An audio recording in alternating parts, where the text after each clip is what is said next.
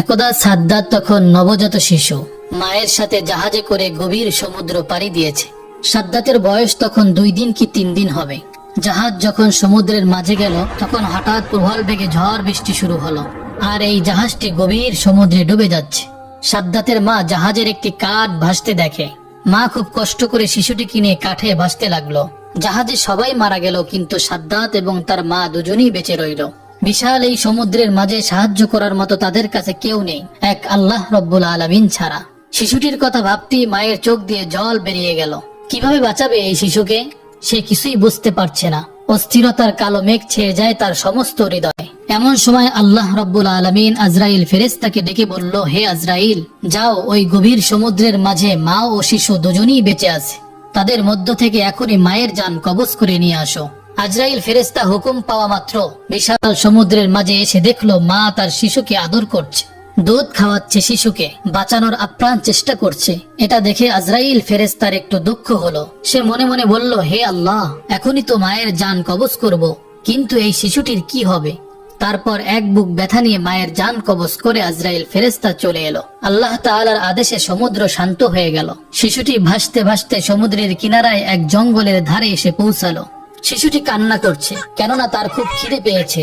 ওই জঙ্গলে ছিল বিশাল বাঘ ও বাঘিনী, তাদেরও বাচ্চা হয়েছিল, কিন্তু তাদের বাচ্চাগুলো কেউ বেঁচে নেই। আল্লাহ তাআলার আদেশে বাঘ শিশুটির দিকে এগিয়ে এলো। শিশুটিকে দেখে বাঘেরও এত মায়া হলো যে শিশুটিকে বাঘ দুধ পান করালো। এভাবেই সেদিন অতিবাহিত হয়ে গেল। পরের দিন একজন জেলে মাছ ধরার উদ্দেশ্যে ওই জঙ্গলের পাশ দিয়ে যাচ্ছিল। এমন সময় হঠাৎ করে তার চোখ গেল ওই শিশুটির দিকে। দেখে তার খুব মায়া হলো। সে বলতে লাগলো, হে আল্লাহ, কি সুন্দর দেখতে এই বাচ্চাটি। জানি না এই বাচ্চাটি কার, এমন জায়গায় কিভাবে বাচ্চাটি বেঁচে আছে, তার তো খাবার কিছু নেই, জানি না কোন মায়ের এই সন্তান। এসব কথা ভাবতে ভাবতে তার এত মায়া হলো, সে শেষ পর্যন্ত বাচ্চাটিকে তুলে নিল এবং বাচ্চাটিকে নিয়ে আপন গোত্রের সর্দারের কাছে নিয়ে আসলো। তাদের সর্দার শিশুটিকে দেখে খুবই মুগ্ধ হলো এবং বলল, এই শিশুটি তুমি কোথায় পেয়েছো? তুমি কি জানো এর মা বাবা কোথায় আছে? আমাদের উচিত তার মা বাবার কাছে দিয়ে দেওয়া। তখন লোকটি বলল, সর্দারজি, আমি জঙ্গলের পাশ দিয়ে যাবার সময় দেখলাম জঙ্গলের মধ্যে একটি গাছের নিচে বাচ্চাটি ক্রন্দনরত অবস্থায় আছে। আশপাশে তার কেউ ছিল না, মনে হয় তার মা বাবা ইন্তেকাল করেছে। তাকে দেখে আমার খুব মায়া হলো, এজন্যই আপনার কাছে নিয়ে আসলাম। তখনই সর্দারজি বলল, ঠিক আছে, আমার কোনো সন্তান নেই, এই শিশুটির দায়িত্ব আমি নিলাম। আজ থেকে আমি এই শিশুটিকে লালন পালন করব। এভাবেই শিশু সাদ্দাত বড় হতে লাগলো। বাচ্চাটির বয়স 8-9 বছর বয়সে উপনীত হলে অন্যান্য বাচ্চাদের সাথে সেও মাঠে খেলা করতে যেত। অন্যান্য বাচ্চাদের মধ্যে সে ছিল খুবই সুন্দর এবং স্বাস্থ্যবান। তার মায়াময় চেহারা সকলকে আকর্ষণ করত। সে ছিল খুবই স্বাস্থ্যবান এবং চালাক। তার ছিল ভীষণ সাহস। একদিন সে মাঠে খেলা করছিল। তারপর হঠাৎ সে দেখলো কিছু সৈন্য পার্শ্ববর্তী রাস্তা দিয়ে এগিয়ে চলছে। এটা দেখে সবাই ভয়ে পালিয়ে গেল, কিন্তু বাচ্চা সাদ্দাত সেখানেই দাঁড়িয়ে ছিল। সৈন্যদের মধ্যে একজনের চোখ অন্ধ ছিল। সে জানতো অন্ধত্ব দূরকরণে সুরমা একটি মহা ঔষধ। তাই সে যখন যেখানেই যেত সুরমার খোঁজ করত। রাস্তার পাশ দিয়ে যাবার সময় ওই অন্ধ সেনা একটি সুন্দর কৌটার অনুসন্ধান করলো। সেটি তুলে দেখলো একটি সুরমার কৌটো। এতে করে সে অনেক খুশি হলো। সৈন্যটি কৌটো খুলে তার চোখে সুরমা লাগাতে যাবে, এমন সময় আরেকজন সৈন্য বলল, আপনি চোখে লাগানোর আগে সুরমাটি পরীক্ষা করুন, এই সুরমার মধ্যে ক্ষতিকর কিছু থাকতে পারে। তখন সে বলল, কিভাবে পরীক্ষা করব? এবার অন্য একজন সৈন্য বলল, ওই দেখুন, ওই যে বাচ্চাটি দাঁড়িয়ে রয়েছে, ওকে দিয়ে পরীক্ষা করুন। এবার ওই সৈন্যটি তাকে বলল, তুমি এখানে দাঁড়িয়ে আছো কেন? এদিকে এসো। বাচ্চাটি তাদের ভয় না করে এগিয়ে এলো এবং বলল, আমাকে ডেকেছেন কেন? আমি তো কিছু করিনি। সৈন্যটি বলল, এই সুরমাটি তুমি চোখে লাগাও। তো বাচ্চাটি ভয় না করে সুরমা চোখে দিল। সুরমা চোখে দেওয়া মাত্রই তার অন্তর্চক্ষু খুলে গেল। দুনিয়ার সমস্ত বস্তু তার দৃষ্টিগোচর হতে লাগলো। এমনকি জমিনের নিচে থাকা সমস্ত স্বর্ণ, রূপা, হিরে, আরো সমস্ত দামি দামি খাজানা দেখতে পেল। বাচ্চাটি ছিল খুবই চালাক। শুধু চালাক নয়, প্রতারক। বাচ্চাটি মনে মনে বলল, এসব কথা এদেরকে বলা যাবে না, আমাকে অন্য কিছু বলতে হবে। অন্যদিকে এক সৈন্য বলল, কি ব্যাপার, তুমি কিছুই বলছো না কেন? কি হয়েছে তোমার? আর তখনই বাচ্চাটি মিথ্যা অভিনয় করে কাঁদতে কাঁদতে বলল, সুরমা লাগানোর ফলে চোখে মারাত্মক ব্যথা অনুভব হচ্ছে, আমার চোখ জ্বলে যাচ্ছে, এখন আমি কি করব? আপনারা আমাকে কি চোখে দিয়েছেন? এই কথা শুনে একজন সৈন্য অন্ধ ওই সৈন্যকে বলল, মনে হয় সুরমায় কোনো ভেজাল মিশ্রিত আছে, এটা ওই আসল সুরমা নয়। এরপর তারা সুরমার কৌটা ফেলে ভয়ে ওই স্থান ত্যাগ করলো। বাচ্চাটি দ্রুত ওই সুরমার কৌটা নিয়ে বাড়িতে চলে এলো। বাড়িতে এসে তার বাবার নিকট বলল, বাবা, আমি এমন এক জিনিস পেয়েছি যেটা দিয়ে খুব তাড়াতাড়ি আমরা রাজা হয়ে যাব। তখন তার বাবা বলল, কি এমন পেয়েছো?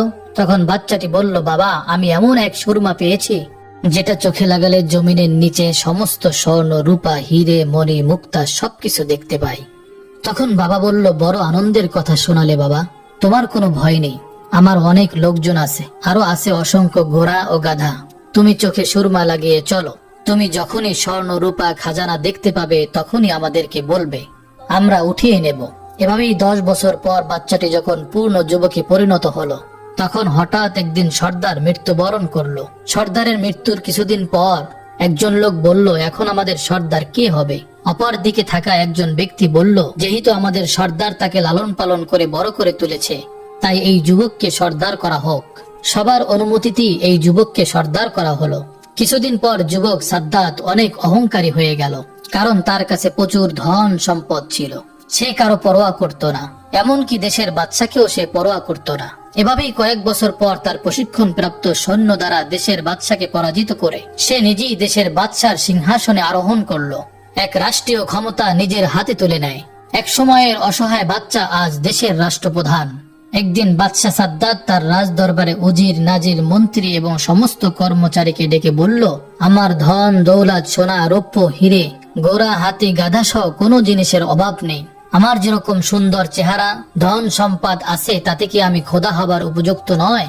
তখন সেখানে উপস্থিত থাকা মন্ত্রী, উজির, নাজির সকলেই একসাথে বলল, নিশ্চয়ই। এত যার ধন দৌলত, দালান কোটা, হাতি, ঘোড়া সবই তো আছে। তুমি যদি খোদা না হও তাহলে এই দুনিয়ায় খোদার উপযুক্ত আর কে? এত সুন্দর ভরা মণি, মুক্ত, হিরে, জহুরত, এত কর্মচারী, এত লোক সবই তো আছে, তাহলে তুমিই খোদার উপযুক্ত। তখন বাদশাহ সাদ্দাতের আরো অহংকার বেড়ে গেল। সে তখন বলল, কাল থেকে এই দেশে কোনো মানুষই যেন গাছ পূজা বা পাথর মূর্তি পূজা না করে, সবাই যেন বাদশাহ সাদ্দাতকে পূজা করে। আসলেই বাদশাহ সাদ্দাতের উপর কথা বলার মতো সাহস কারো ছিল না। বাদশাহ সাদ্দাতের হুকুম মতো পরের দিন থেকে তার সৈন্যবাহিনী দেশের বিভিন্ন প্রান্তে বেরিয়ে পড়লো। একটি স্থানে গিয়ে তারা ঘোষণা করলো, আজ থেকে এই দেশে কেউ মূর্তি পূজা করবে না, তার বদলে বাদশাহ সাদ্দাতকে পূজা করবে। যদি এই হুকুম কেউ অমান্য করে তাহলে তাকে মৃত্যুদণ্ড দেওয়া হবে। এই কথা বলার পর তার সৈন্যবাহিনী সেখান থেকে চলে গেল। এদিকে হযরত হুদ আলাইহিস সালাম মূর্তি পূজা ছেড়ে সকলকে আল্লাহর রাস্তায় আসার জন্য আহ্বান করছে, আল্লাহর দ্বীন প্রচার করছে। কিন্তু বাদশাহ সাদ্দাতের সৈন্যদের মুখে এমন কথা শোনার কিছুদিন পর হযরত হুদ আলাইহিস সালাম বাদশাহ সাদ্দাতের দরবারে এসে হাজির হলেন। হযরত হুদ আলাইহিস সালাম বললেন, হে বাদশাহ সাদ্দাত, তুমি নাকি নিজেকে পূজা করতে বলেছ, তুমি নাকি খোদাই দাবি করেছ, তোমায় এত সাহস কে দিয়েছে? এখনো সময় আছে, এক আল্লাহর প্রতি ঈমান আনো। হযরত হুদ আলাইহিস সালামের সাহস দেখে রাজ দরবারের সবাই অবাক। যার ভয়ে দেশের সমস্ত মানুষ, উজির, নাজির, মন্ত্রী, এমনকি নিজের বেগমও কথা বলতে পারে না, সেখানে একজন দরবেশ কি তাকে উপদেশ দিচ্ছে? কে এই ব্যক্তি তারা কেউ বুঝতে পারছে না। পাশে থাকা তার মন্ত্রী বলল, হুজুর, কে এই ব্যক্তি যে আপনার উপর কথা বলে? তার সাহস তো কম না। তখন বাদশাহ সাদ্দাত প্রচন্ড রেগে গেল, উচ্চ স্বরে গর্জন করে বলে উঠল, তোমার আল্লাহকে মানতে যাব কিসের জন্য? আমি নিজেই খোদা। তখন হযরত হুদ আলাইহিস সালাম বললেন, আল্লাহ পরম করুণাময়, তিনি আপনাকে দুনিয়ায় সুখে রাখবেন এবং মৃত্যুর পর আপনাকে বেহেশতে থাকতে দিবেন। এই কথা শুনে বাদশাহ সাদ্দাত বলল, তোমার আল্লাহ কি আমার চেয়েও সুখী? হযরত হুদ আলাইহিস সালাম বললেন, নিশ্চয়ই। আল্লাহ তাআলা নেক বান্দাদের জন্য বেহেশত তৈরি করেছেন। দুনিয়া ছেড়ে চলে যাওয়ার পর পরকালে বেহেশত রয়েছে। বেহেশতে রয়েছে অতুলনীয় শোভা, অফুরন্ত সুখ। সেখানে কোনো কিছুর অভাব নেই। সেখানে থাকবে হুর, কত খাবার যা দুনিয়ার সমস্ত খাবারের স্বাদের থেকে আলাদা। থাকবে মধু, দুধের নহর। এই কথা শুনে বাদশাহ সাদ্দাত হা হা করে হেসে উঠল এবং বলল, রেখে দাও তোমার আল্লাহর বেহেশতের কাহিনী। এমন আজগুবি গল্প কতই না শুনেছি। হযরত হুদ আলাইহিস সালাম বললেন, এগুলো কোনো মিথ্যা গল্প নয়, এগুলো সত্যি। আল্লাহ তাআলার এমন অপরূপ বেহেশত তোমার কি পছন্দ হয় না? তখন সাদ্দাত অহংকার করে বলে উঠল, আমি তোমার আল্লাহর কাছে মাথা নত করব কেন? আমি কি তোমার আল্লাহর মতো বেহেশত তৈরি করতে পারি না? আমার তো কোনো কিছুর অভাব নেই। তখন হযরত হুদ আলাইহিস সালাম বললেন, বাদশাহ সাদ্দাত, তোমার মাথা খারাপ হয়ে গেছে, না হলে এমন কথা বলতে না। আল্লাহ যা করতে পারে তা পৃথিবীর কোনো মানুষ কখনোই করতে পারে না। আর তখন অহংকার করে সাদ্দাত হেসে বলল, মূর্খরা এমন কথা বলে। আমি নিশ্চয়ই পারবো। আমার টাকা পয়সা কর্মচারী কোনো কিছুর অভাব নেই। আমি তোমার আল্লাহর মতো একটি বেহেশত বানিয়ে দেখিয়ে দেব। সাদ্দাতের কথা শুনে হযরত হুদ আলাইহিস সালাম প্রচন্ড রেগে গিয়ে বলল, মূর্খ বাচ্চা, এত বড় স্পর্ধা তোমার, এত অহংকার কিছুতেই আল্লাহ তাআলা সহ্য করবে না। বাদশাহ তখন প্রচন্ড রেগে গিয়ে হযরত হুদ আলাইহিস সালামকে সেখান থেকে তাড়িয়ে দিলেন। কিছুদিন পর বাদশাহ সাদ্দাত তার সমস্ত উজির, নাজির, মন্ত্রী এবং কর্মচারীকে ডেকে বললেন, আমি দুনিয়াতে বেহেশত তৈরি করার সংকল্প করেছি, সুতরাং তোমরা উপযুক্ত জায়গার সন্ধান করো। হুকুম মাত্রই সারা দেশে সৈন্যবাহিনী জায়গার অনুসন্ধান করতে লাগলো। অনেক অনুসন্ধান করার পর একটি জায়গা সবার পছন্দ হলো। এই খবর জানানোর জন্য তারা সবাই তাড়াতাড়ি রাজ দরবারে আসলেন। সাদ্দাতের প্রধান উপদেষ্টা তাকে বলল, হুজুর, বেহেশত বানানোর জন্য সবচেয়ে সুন্দর এবং উপযুক্ত স্থান পেয়েছি। বাদশাহ সাদ্দাত বলল, কোন স্থান? সেই স্থানের বিবরণ দাও। তখন প্রধান উপদেষ্টা বলল, স্থানটি লম্বায় 8000 মাইল এবং চওড়া 5000 মাইল। এই কথা শুনে বাদশাহ সাদ্দাত অনেক খুশি হলো। সাথে সাথে বাদশাহ সাদ্দাত ঘোষণা করলো, এই দেশে কারো ঘর বাড়িতে কেউ স্বর্ণ রূপা রাখতে পারবে না, সবাইকে রাজ দরবারে জমা দিয়ে যেতে হবে। হুকুম মতো পরের দিন থেকে সাদ্দাতের সৈন্যবাহিনী দেশের বিভিন্ন প্রান্তে প্রতিটি বাড়িতে অনুসন্ধান করতে লাগলো। যার বাড়িতে সোনা, রূপা, হিরে পাওয়া যেত সেটিকে তারা নিয়ে চলে আসতো। এইভাবে বাদশাহ সাদ্দাতের সৈন্যবাহিনী সাধারণ মানুষের উপর অত্যাচার করত। দেশে ক্রমশ অন্যায় অত্যাচার বেড়ে গেল। বাদশাহ সাদ্দাত তার মন্ত্রীকে জিজ্ঞেস করলো, মন্ত্রী, বেহেশত তৈরির কাজ কতদূর এগোলো? মন্ত্রী বলল, হুজুর, দুনিয়ার বিভিন্ন প্রান্তে যেখানে যত মূল্যবান জিনিস ছিল, স্বর্ণ, হিরে, মানিক, মুক্ত, জহুরত, ইয়াকুত ও মার্বেল জোগাড় করা হলো। এমনি ভাবে পৃথিবীর বিভিন্ন প্রান্ত থেকে লক্ষ লক্ষ সুদক্ষ কারিগর ও মজুরি বেহেশত তৈরির জন্য আসতে শুরু করলো। বাদশাহ সাদ্দাত তাদেরকে বলল, তোমরা বেহেশতের মধ্যে এমন অসংখ্য ভালাখানা তৈরি করবে, যার একটি ইট হবে স্বর্ণের এবং অপরটি হবে রূপার। মনে রাখবে, তোমরা যেদিন এই কাজ সফল করে আমাকে সংবাদ দেবে, সেদিনই আমার চিরকাঙ্ক্ষিত বেহেশতে বসবাসের জন্য যাব। দিন রাত পরিশ্রম করে 300 বছর ধরে বেহেশত তৈরি করা হলো। অনেক ঐতিহাসিকদের মতে সেটি বিচিত্র কারুকার্যময় ও অপূর্ব সুন্দর হয়েছিল। যেদিকে নজর দেওয়া যায় সেদিকেই অপূরূপ। চারদিকে কারিগরদের শ্বেত পাথরের অপূর্ব কার্য। রংমহলের চারিধারে হাজার হাজার ঝাড় লণ্ঠন ঝুলছে, কিন্তু আলোর দরকার হয় না। অন্ধকার রাতে সেই ঘরগুলো চাঁদের আলোর মতো স্নিগ্ধ। উজ্জ্বল মণিমুক্ত খচিত ঘরের মেঝে সজ্জিত রয়েছে। মেঝের উপরে রয়েছে নানান রকমের সুন্দর সুন্দর ফুলদানি। ঘরের চারদিক থেকে আতর, গোলাপ, মিস্ক, আম্বরের খুশবু ছড়ছে। মহলের চারিপাশে বাগান, ওই বাগানে রয়েছে সোনা রূপার গাছ। তার পাতা ও ফল নানা রকমের কারুকার্যময়। পাথর দিয়ে তৈরি ভ্রমর ও মৌমাছিগুলো এমন সুন্দরভাবে নির্মিত যে দেখলে মনে হবে তারা সত্যি সত্যি ফুলের উপর বসে মধু পান করছে। সেসব ফুল থেকেও খুশবু বার হচ্ছে, আর ওইসব গাছের নিচ দিয়ে কুলকুল শব্দ করে বয়ে চলছে গোলাপ পানির নহর। তার পানি এত স্বচ্ছ যেন মনে হচ্ছে মুক্তার ধারা বয়ে চলছে। ধারে ধারে হিরে, মণি, মুক্তার ঘাট। এখানেই তৈরি শত শত সুন্দরী রমণী আছে। তারপরে আনন্দের জন্য নাচঘর। সেখানে সারা পৃথিবী থেকে বেছে বেছে সুন্দরী রমণীদের আনা হলো।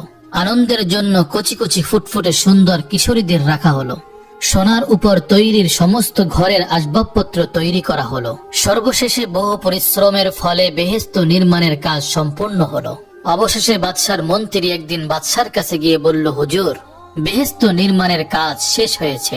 বাদশাহ সাদ্দাত খুব আনন্দের সাথে বলল, বেহেশত কেমন নির্মাণ হলো? মন্ত্রী বলল, হুজুর, যেদিকে চোখ যায় চোখ জুড়িয়ে যাবে। পৃথিবীর এমন কোন জিনিস নাই যে সেখানে আমরা তৈরি করিনি। বলুন, আপনি কবে সেখানে প্রবেশ করবেন? বাদশাহ সাদ্দাত বলল, ঠিক আছে, কিছুদিন পরেই আমি সেখানে প্রবেশ করব। তুমি এটি আয়োজনের ব্যবস্থা করো। সাদ্দাতের সম্মানার্থে বেহেশতে প্রবেশ পথে নির্মাণ হলো শাহী তরণ। অনিন্দিত সুন্দরী যুবতীদের দাঁড় করিয়ে রাখা হলো বাদশাকে অভ্যর্থনা জানানোর জন্য।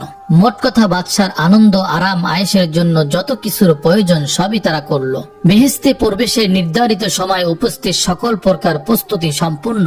বাদশাহ শাহী পোশাকে সজ্জিত হয়ে তার মন্ত্রী, উজির, নাজির, কর্মচারী সমস্ত লোকজনকে নিয়ে বেহেশতে প্রবেশের জন্য এগিয়ে চলল। কিছুদূর যাবার পর দূর থেকে নজর পড়ল বেহেশতের একটা অংশে। এত চমকপ্রদ যে চোখ ঝলসে যেতে লাগলো। আনন্দে সাদ্দাতের মুখ থেকে কথা বের হলো না। মনে মনে বলল, এই তো আমার বেহেশত, ওখানে আমি খোদা হয়ে বসবো। এমনি ভাবে তারা প্রায় বেহেশতের কাছে এসে পড়ল।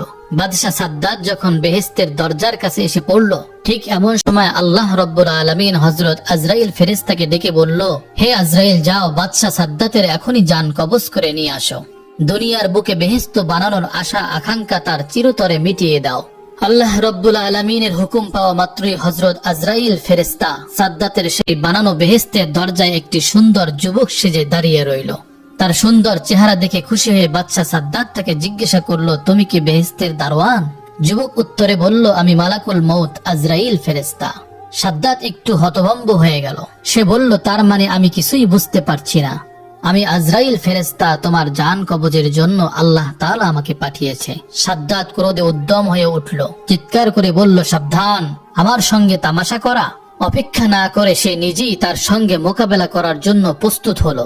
কিন্তু কি আশ্চর্য, সে ওখানেই পাথরের মতো থমকে রইল। ভয়ে তার সারা শরীর দিয়ে ঝরঝর করে ঘাম বের হতে লাগলো। চিৎকার করে বলল, সৈন্যগণ, শত্রুকে মোকাবেলা করো। তখন আজরাইল ফেরেশতা অট্ট হাসি হেসে বলল, কোথায় তোমার সেই বিশাল সৈন্য সামন্ত? কোথায় তোমার সেই বিশাল ক্ষমতা? সাদ্দাত ভালো করে লক্ষ্য করে দেখলো, তার সৈন্য সামন্ত, উজির, নাজির, মন্ত্রী, কর্মচারী যে যেখানে ছিল সবাই একেবারে নিশ্চিহ্ন হয়ে গেছে। সাদ্দাত এবার ঠক ঠক করে কাঁপতে লাগলো। তারপর নত হয়ে ভীতু কণ্ঠে বলল, সত্যিই কি তুমি আজরাইল? হযরত আজরাইল ফেরেশতা বলল, হ্যাঁ, সত্যিই আমি আজরাইল, কিন্তু দেরি করার আমার আর সময় নেই। আল্লাহর হুকুম পালন করতেই হবে। এখনই তোমার জান কবজ করে নেব। সে শিশুর মতো অসহায় ভাবে হাউমাউ করে কেঁদে উঠল। মিনতি করে হাত জোর করে পায়ে ধরে বলে উঠল, সামান্য সময় দাও হে আজরাইল। অনেক সাধ করে বহু বছর ধরে আমি বেহেশত তৈরি করেছি, একটু সামান্য দেখার সুযোগ দাও। তীব্র গর্জন করে হযরত আজরাইল ফেরেশতা বলল, খবরদার, এক পাও এগিয়ে আসবে না। সাদ্দাত হাউমাউ করতে শুরু করে দিল। সেই অবস্থাতেই হযরত আজরাইল ফেরেশতা তার জান কবজ করে চলে গেল। তারপর হঠাৎ একটা ভয়ঙ্কর এবং ভীষণ আওয়াজে সাদ্দাতের তৈরি সেই স্বাদের বেহেশত একেবারে মাটির সঙ্গে মিশে গেল। পৃথিবীর জমিনে তার আর কোনো চিহ্ন রইল না। পৃথিবীর জমিনে অহংকারের ফল কিরূপ হয় সেটা শুধু রয়ে গেল মানুষের